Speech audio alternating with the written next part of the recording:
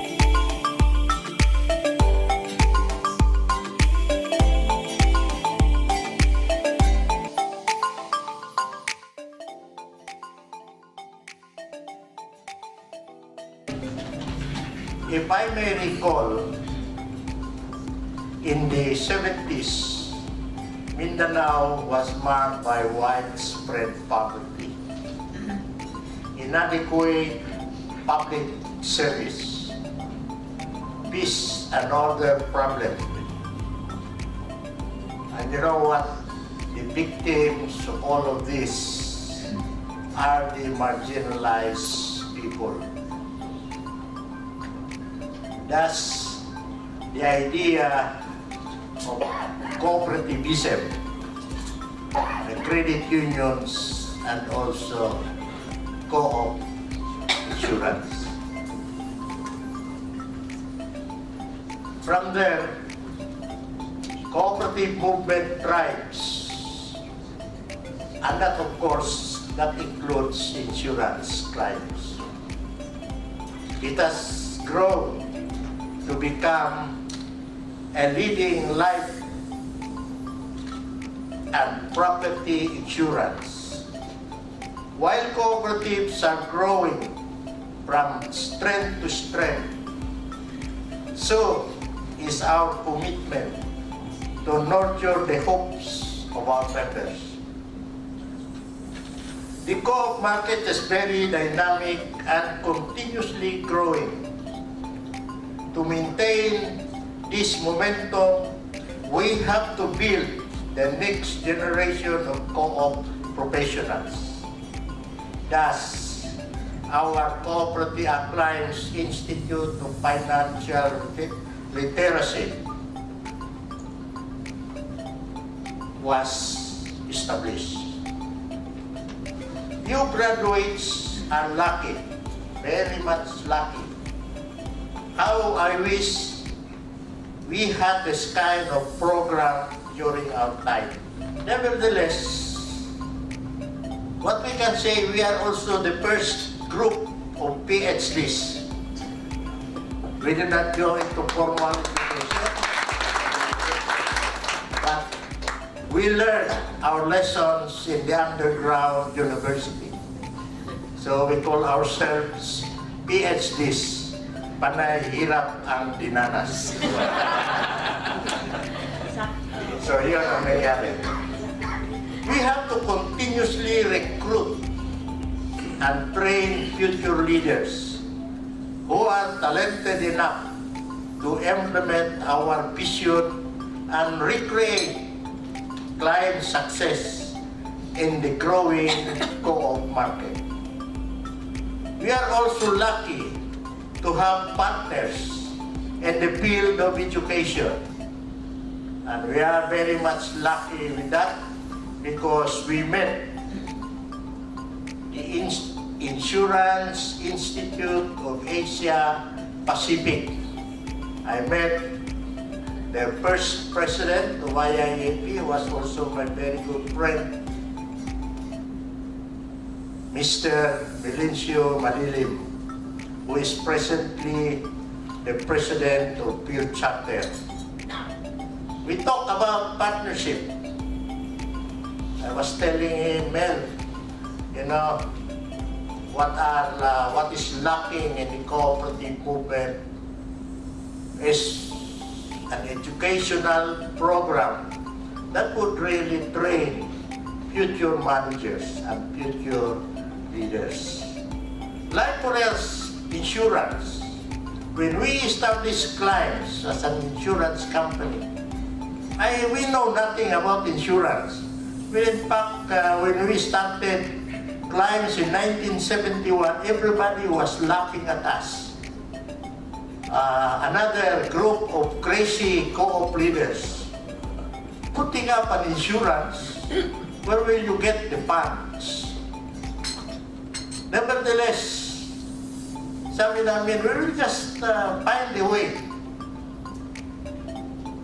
When in fact, I can still remember when one officer of PhilAmLife approached us and he said, why don't you just enroll your members, buy a plan from us? Sabi, that would be good, but we want to have our own. Because I was joking. I was joking, sabi ko, you know, ang grassroots, ang ordinary Filipino is already fed up. There are lots of insurance companies soliciting business. Mahal lang mo sa collection. Just involved in collecting. But in paying claims, it's very hard. So with that, we were able to convince some of the leaders that with this kind of situation, we have to put up our own system where everybody is equal. I was joking na, you know, when you have problems, if you get it from Bill America, you cannot call the president, Mr. Quisha, to have a meeting with you. But in crimes, you can call Gonzales, and immediately he will be there. And we can talk the problem, we can talk what we can do. So I said, that is the difference. You know, sabi nila, I always remember na better service is equal to competition. The power of service is to make an emotional connection. The stronger the connection, the greater is the chance of repeat patronage and brand loyalty. And that is happening to clients. When in fact, most of our members have been with us for the last 43 years. And they are still with us because of the strong connection. I said we have to make use of this to compete. The strong connection, the affinity that we have with the co-ops, that makes us strong.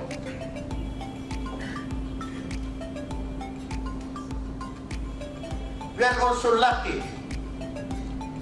that within IIAP, we have a very active executive director who also empathize with us, ready to give trainings, and that is no other than the executive director, Mr. Wanario Aliwalas.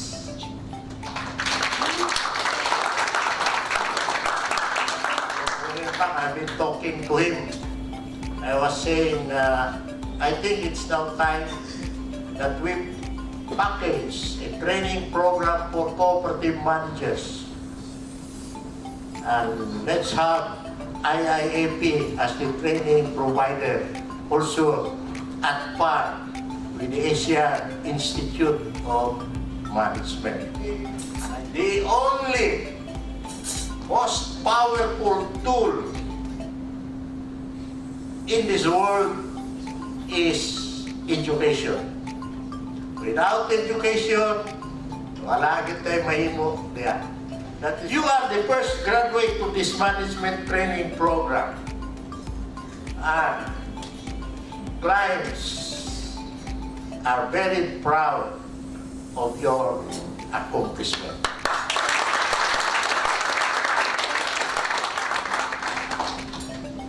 Business, we recognize it, it is a teamwork. While history and textbook and business leaders trend to lionize individual leaders. But I say, there could be no organization without group of employees working together to design, develop products, market, and sell. We found highly effective groups consisting of people who are working together for years and get results. Still, there are some universal lessons to be gleaned. Chemistry matters to those having a common goal, and while there is no other way to build strong teams, you cannot build a successful organization without them, employees. So I want to leave you something that is useful to your life and work. What will determine your success in life is your character, your competence, and commitment. To quote Sancho, the greatest Chinese general, he said, and I quote, "What brought us here will not necessarily bring us there." It needs hard work, determination, courage, resourcefulness, and above all, character. So with that, graduates, I salute all of you and congratulations to all.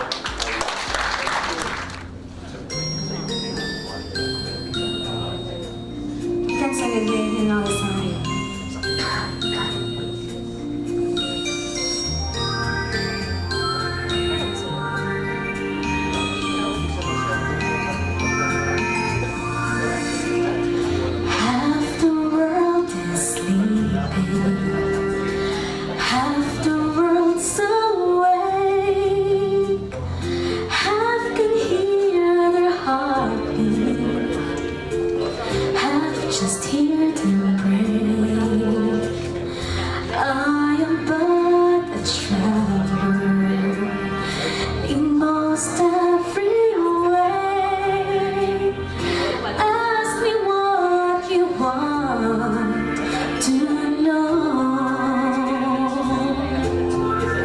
What a journey it has been, and the end is not in sight.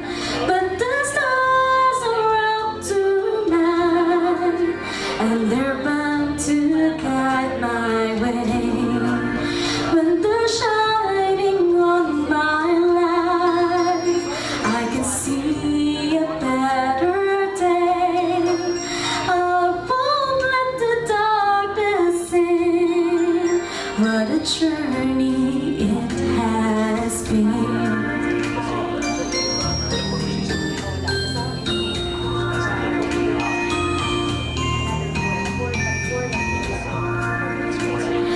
I have been through sorrow, I have been through bliss.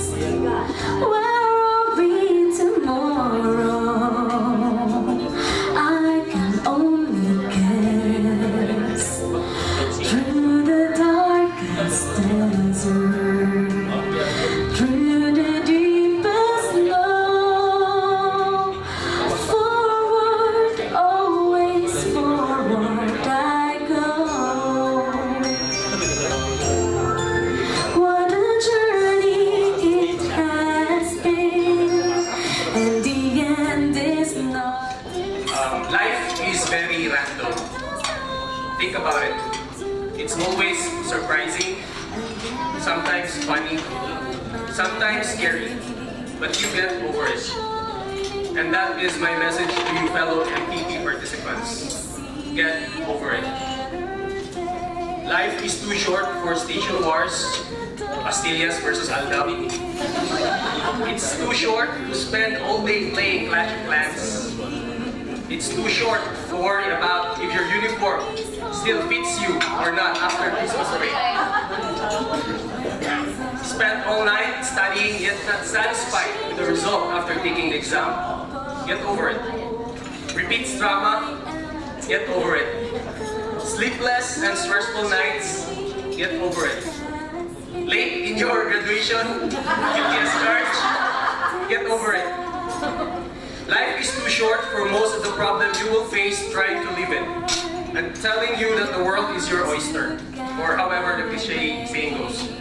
The world isn't fair to you, get over it. You are smarter than that. You know that life has its ups and downs and all arounds. You will always have your bad days and good days.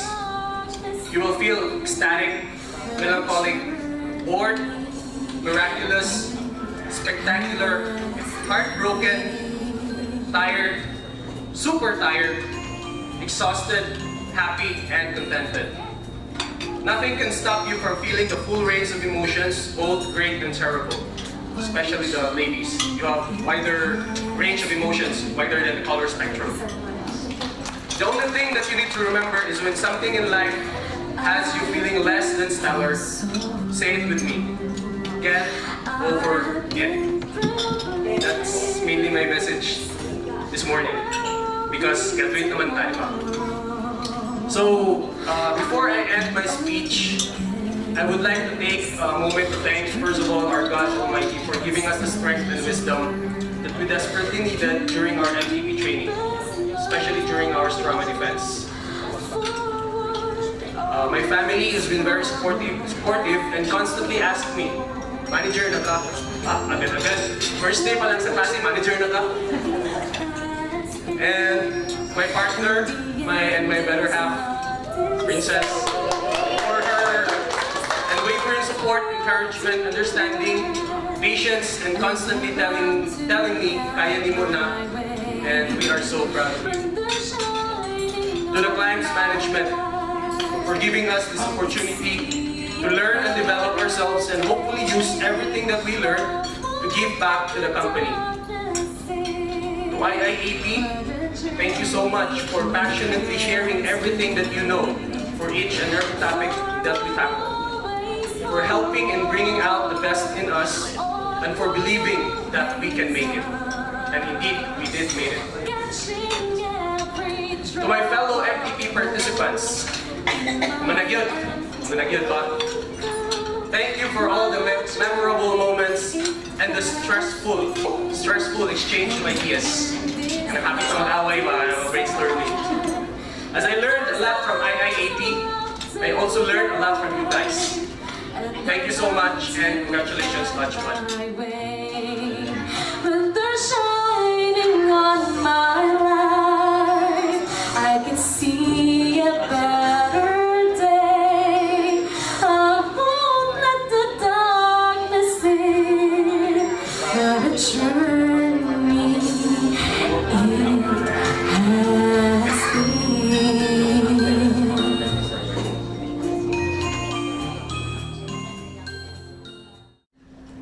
So with that, congratulations to the graduates. Of course, the management team, of course, is Mr. Dustus here, si Mr. Boy. He just interviewed me when was this last Saturday. And congratulations for having a very good radio program. Of course, not only that, I'd like to thank you for supporting our Coop TV. No? Anyway, thank you so much for this privilege of speaking before you this morning and the honor of being the graduation keynote speaker. Most importantly, I would like to acknowledge that the President and CEO of Climbs, Mr. Tatay Fermin Gonzalez, for the kind invitation. I'd like to say that Tatay Fermin exemplifies a brand of cooperativism and a cooperative leadership that is responsive to the call of the contemporaneous times, that scales cooperativism in this country to new heights. One that gives a paradigm shift to the new, what you call paradigm shift to the new interpretation of what is the survival of the fittest. Pinurpo ni Tatay Fermin na talagang mali din. Kasi during these times, things are happening so fast before you can even make a sense out of it. All beliefs are crumbling down, like the Twin Towers in New York. At isa po nito, yung interpretation nila na survival of the fittest. When they equated that Darwinian theory, the fittest is equivalent to the strongest, the most aggressive, the most brilliant. Kaya based on that interpretation, sasabihin ng isang tao sa Pilipinas, napapitalist. Napasensya na ha, ang yaman ko, mas marami pa ang yaman ng isang tao kaysa sa yaman ng buong kooperatiba sa buong bayan. O about 25,000 cooperatives with about 600 billion asset. Eh, ang asset, sabi ni Senator Awancito was saying, alam mo, Chairman, ang asset ng isang tao dito sa Pilipinas, mas malaki pa, 730 billion ang asset ni Henry or something like that. Sabi ko, huwag mong tingnan sa ganyan, kasi pera lang yan. What is important is what the cooperatives are doing. For example, yumaman nga siya, pero tingnan mo anong ginawa niya. He may have been dumping finished products from other countries and support the economy of that country where these products are coming from. So tingnan naman niyo ang mga kooperatiba. They actually produce products that serve the interest of the poor. But what we're saying here is, sabi nila, a country that is consuming what it is not producing will always be poor. And so along that line, that is the paradigm. And for us, that is what is more important. And so with that, nakita po natin na when we had this culmination rights, and I can see that some of you attended that, we have seen that this is really very correct because pagkatapos po ng isang daang taong kooperativismo sa Pilipinas, ang ating pong panawagan, isang daang taong pagpupugay, kooperatiba, tulay sa maunlad na buhay, and that really happened. And so with that, I can say that Tatay Fermin was correct when saying that really education is very important. And there is now this tremendous outpourings of knowledge, and we all know that. I would like to say here that during the last 30 years, we have witnessed a historical first. As all of the world's culture are now available to us.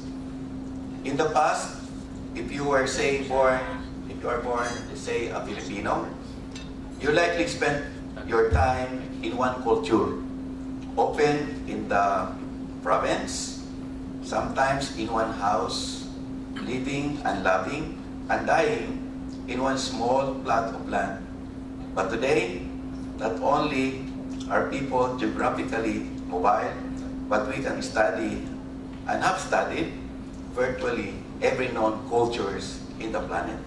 So it's now the age of globalization. We are now living in a global village, and that we have easy access to information, access to trainings, and gain expertise and capabilities as you have exemplified in passing this course.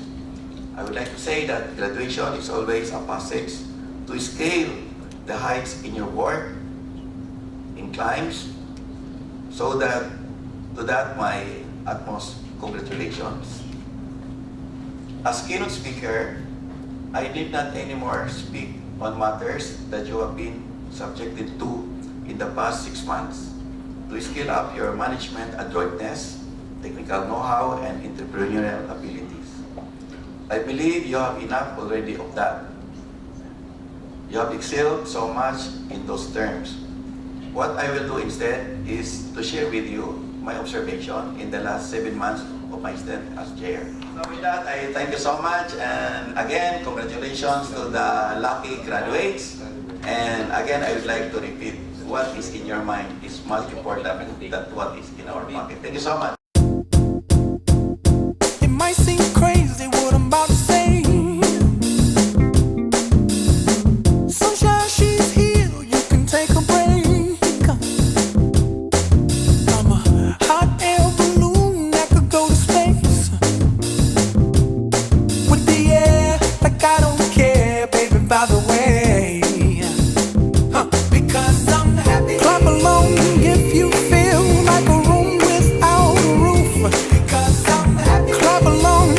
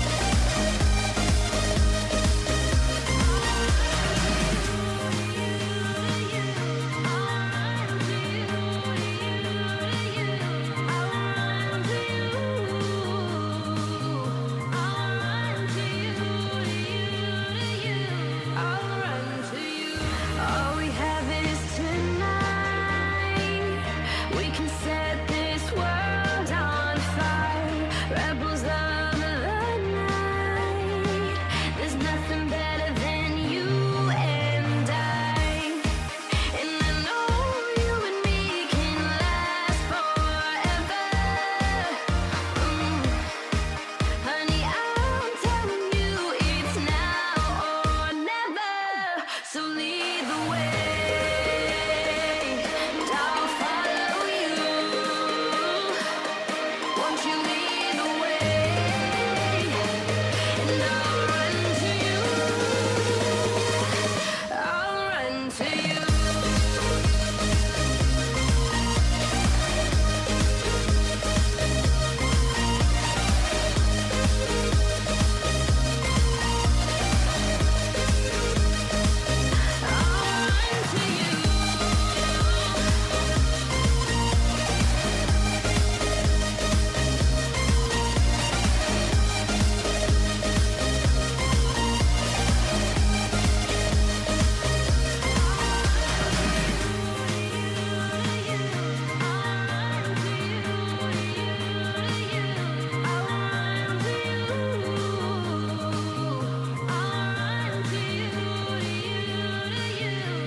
I see the look in your eyes. I just gotta have you by my side. I swear I feel alive. Something about us, it feels so right. And I know you and me can last forever. Honey, I'm telling you it's now or never. So lead the way, and I'll follow you. Won't you lead the way, and I'll run to you. I'll run to you.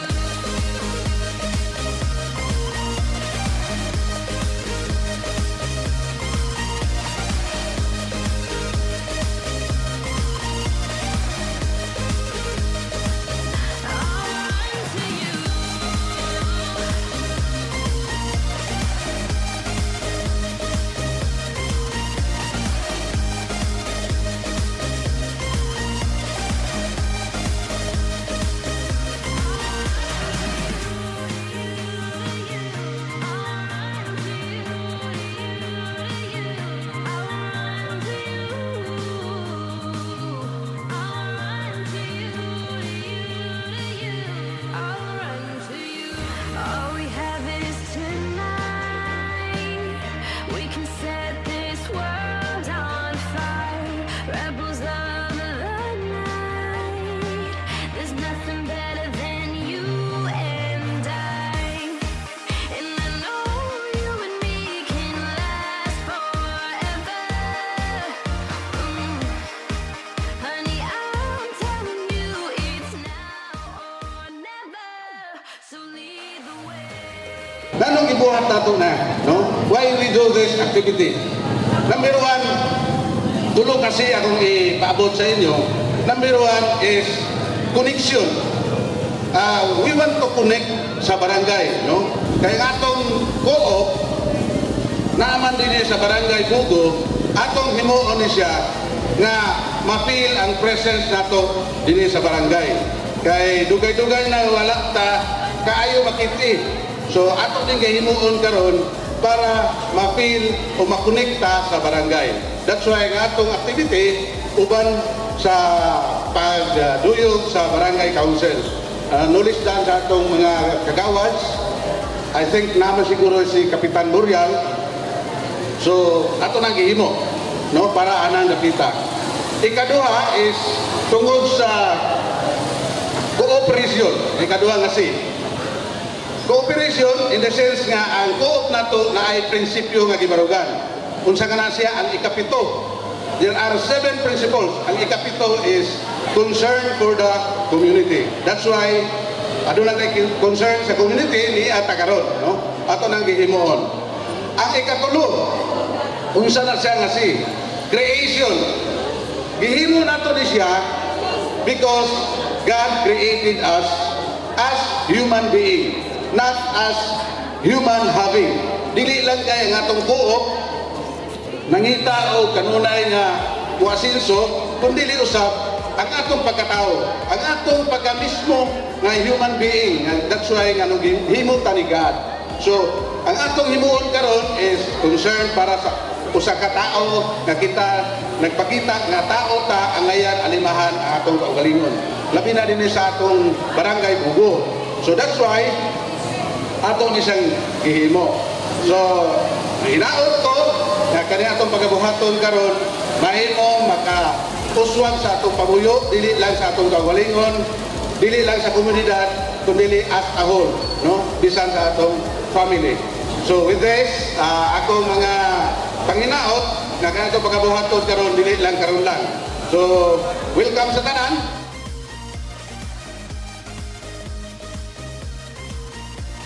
behalf sa officers, DNDI, employees, and community cooperative, nagipanguluhan ni Chairperson Roger Ogayan o ang Vice Chair na si Yul Baduesa Idukong na ang committee nga murag ang pagkinani na nangulo ani nga panran nato para sa 52nd anniversary sa atong cooperative in coordination or in partnership with Bugong Barangay Council headed by no other than Kapitan Jess Murial o ang mga kagawad na sila ni Mr. Bobby Dawal o ni Ed Salilig. Dayon na ang chairperson na si Bibing Hanero mo'y nag-chair ani diri sa side sa Bugong Council. So sa inyo, sa mga participants, other than ang Coop TV nga mo'y para kay balo ninyo nga kaniato nga panran karon mugawas ni sa channel 99 sa para sa cable. So magtanaw lang sa schedule galing ani pagpagawas. Dayon sa medical staff o medical team po nato nga nagbantay sa mga runners nga masigikaso na magginanlan o tabang buyag lang marag wala man. So salamat sa medical team o particular kang Ronnie Olair na mo'y na dala sa atong sumba. So looking forward sa next na pangra na to. So 3K man siya. I think sa sunod 5K na. Kaya mula dali ra mo kayo nahuman ang 3K. So mga kusgan man din managan ato mga membro o ato mga dependents o mga taga-Bugo. So salamat sa inyo pag-participate.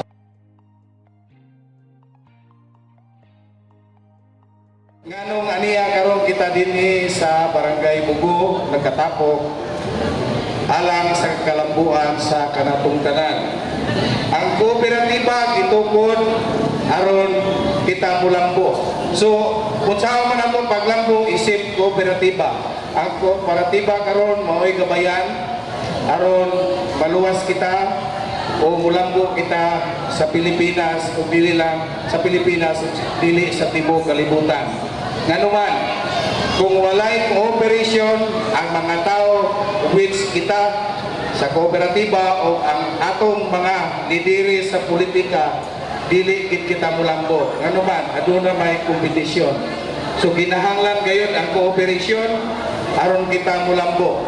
So usa kini sa atong 52nd anniversary nga atong gihan-ay aron dili lang kita ingnon sa mga politisyan nga kanang kooperatiba mga mayokmok. Panahon na karon nga atong ipakita which na nakita karon sa 15 million, around 15 million nga membro sa kooperatiba.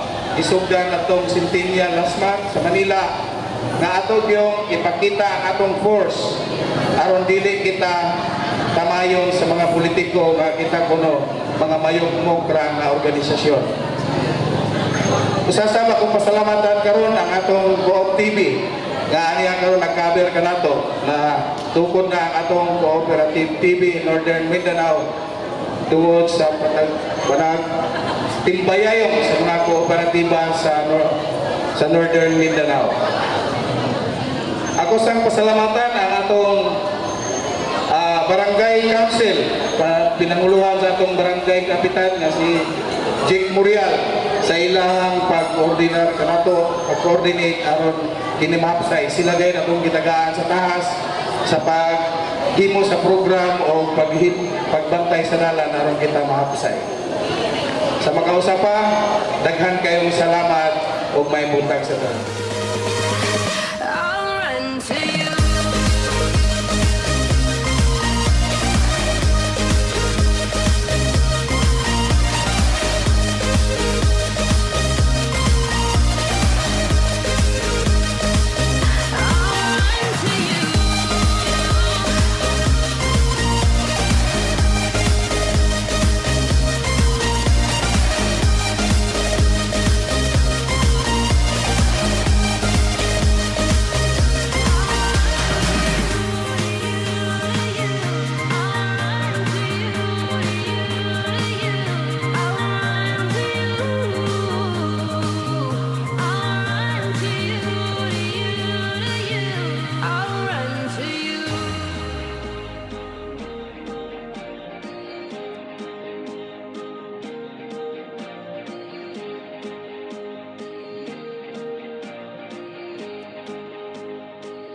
I'll run to you. Coop TV, atin to!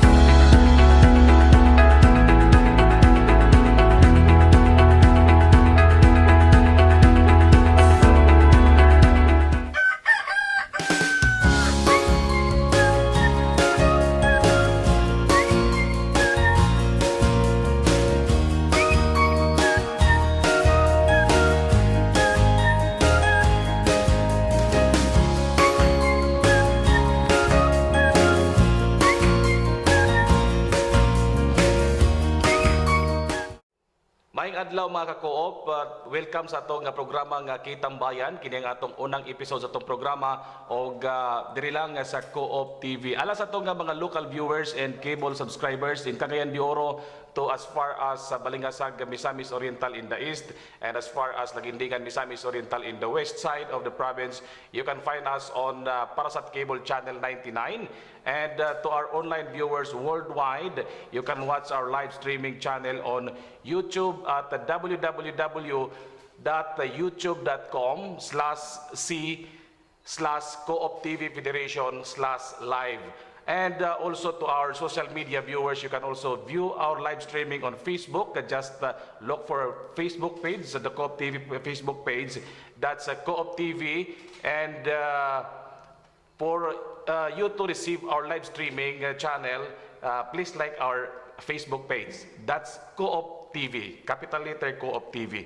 And para sa ato nga mga ato mga kasama nga wapak hibalo kung unsa ang Coop TV, siyempre kamo ni atong first episode sa atong programa nga Kitang Bayan. Ang Coop TV is the first TV station sa Pilipinas nga gipanag-iyahan sa mga kooperatiba. Sa pagkakaroon sa kasamtangan, dunay siyam ka mga dagko nga mga kooperatiba ang nanag-iya sa Coop TV. And Coop TV is secondary cooperative, abot pasabot nga federation kini siya. And open ta sa tanan nga mga cooperatives mo